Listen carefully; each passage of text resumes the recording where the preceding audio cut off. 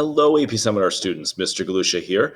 We're going to take a look at the start of our week in the different types of academic writing that you see in AP Seminar. And honestly, I would argue in just almost all scholarly work, you're going to find other sites and professors that define far more categories. I really honestly think that you can really put everything into the two that we're going to share with you today.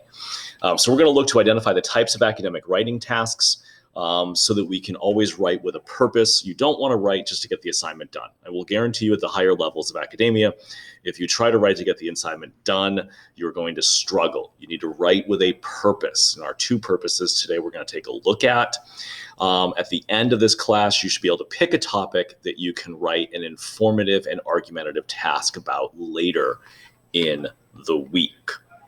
Remember, the College Board has 6 different requirements for us, and they have a lot of acronyms. So these are the acronyms here. You can kind of pause and take another look at those. We have color-coded them because the 1 and 2, the IRR and TMP, kind of go together. They're parts A and B. And then you kind of use what you learned in that process to do a really good job with your IWA and IMP. Those go together. And then you take your end of course exam. That's what the EOCA stands for. So we'll come back and I'll kind of show you how those fit into these two things. The two types of academic writing are informative and argumentative. Nothing new for a lot of you. Let's just kind of break these down a little bit and show how they're going to factor into the work that we're doing this week, but also the work that you will be doing in AP Sem overall. So informative essays or pieces of writing provide your reader with requested information. So there's usually a task the reader wants you, the person who assigns you the writing wants you to inform them about, and you have to give them that requested information in a way that they can understand. So examples are textbooks. They inform you about your psychology field. They inform you about a certain period of history. They inform you about biology, but they're not trying to persuade you. They're trying to give you the facts so that you can understand a complex topic. And then you have newspaper articles, who, despite what you hear about the newspaper, not cable news, I'm talking, newspaper articles are meant to be unbiased and to inform you about current situations. Do they have some bias in them? Yes, but better journalists keep that out.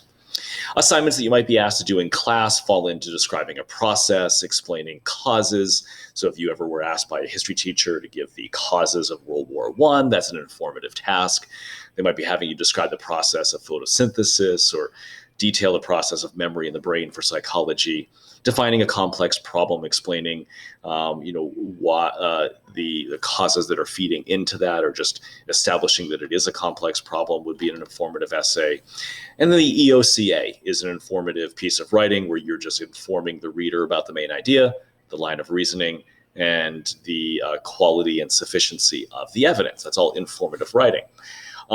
One of the more common forms of informative essays that you get as you move forward into your academic career is a literature review. It's when you explain, and here's the key thing, if you're going to hear one thing, you explain what the experts think and say about a topic.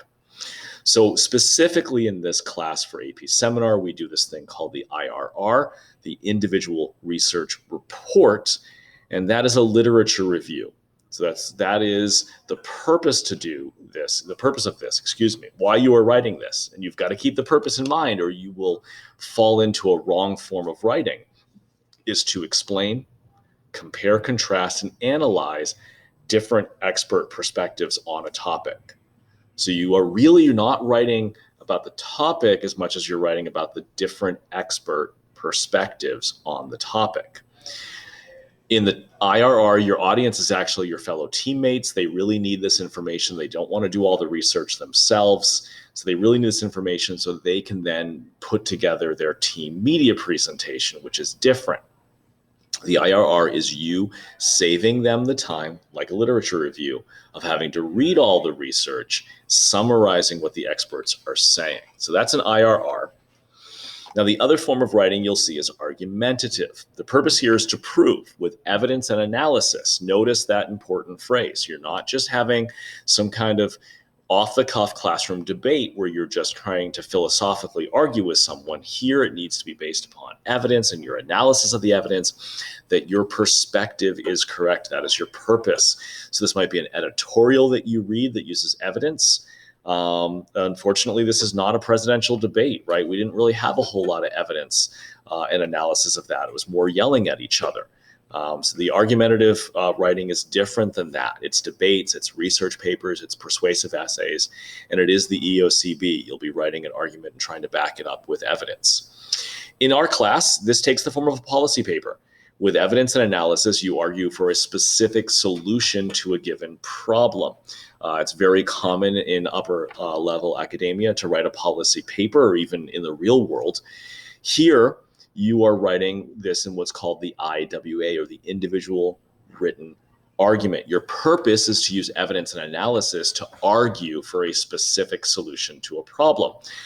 Your audience this year is going to be the College Board when you write your IWA, but more importantly in your careers, your audience will be the real world as you try to solve problems, because we really think you guys are going to be the leaders in different organizations. So whether or not you're writing a policy paper for what a business should do with going forward, if it's a scientific article about like this is the vaccine we need to use and here's the evidence, or it's a policy paper for a politician, these are papers that are arguing for a specific solution and backing it up with evidence.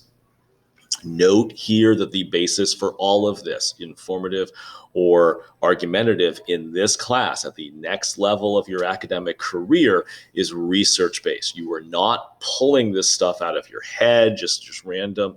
These aren't just like witty arguments in ways that you've tried to trap people into a logical thing. This is research-based. So if you don't start with the research, you can't do well on this. So now I want you to kind of see how this fits together in the different assignments that we're going to do for the College Board. Your IRR is to inform about expert opinions and perspectives. That's your lit review. And then you gather all of these literature reviews together as a team. You read them through and you find the best solutions that exist across all those different perspectives. And that's when you put it together and you argue in your team media presentation for a solution. It's more like a policy paper at that time. Then when you do your IWA and IMP on your own, what you're doing is for your IWA, I know it sounds like it's an awful long paper, but really it's just a lit review combined with a policy paper. It's something you've already done before combined with arguing for a certain policy, certain solution. And then when you do your IMP, you're specifically sharing what you believe to be the best solution. So that's more of a policy paper. When you do the EOCA, it's an informative piece of writing about the main idea, line of reasoning, and evidence. And then finally, when you do your EOCB, you're arguing for a unique perspective. So it's an argumentative. And so I really think that everything we do here in AP Sem and then as you go along in your academic career can be summarized by looking at informative and argumentative pieces of writing. For this week, what we need you to do is to go ahead and pick a topic, search Google to find lenses and keywords, get 5 magazine or newspaper articles that you think can help you write both an informative and argumentative paragraphs, one informative, one argumentative, about your subject. Now, keep in mind, you need to find sources that have perspectives, because in your informative paragraph, you're going to have to inform the reader about what 2 different authors say about your topic, different perspectives. And then in your argumentative essay that you eventually do, then you can argue for one of those perspectives. So that's where we're headed. Try to pick a topic today, and if you have problems researching, just see one of us, and we would love to help. Take care, AP Summers.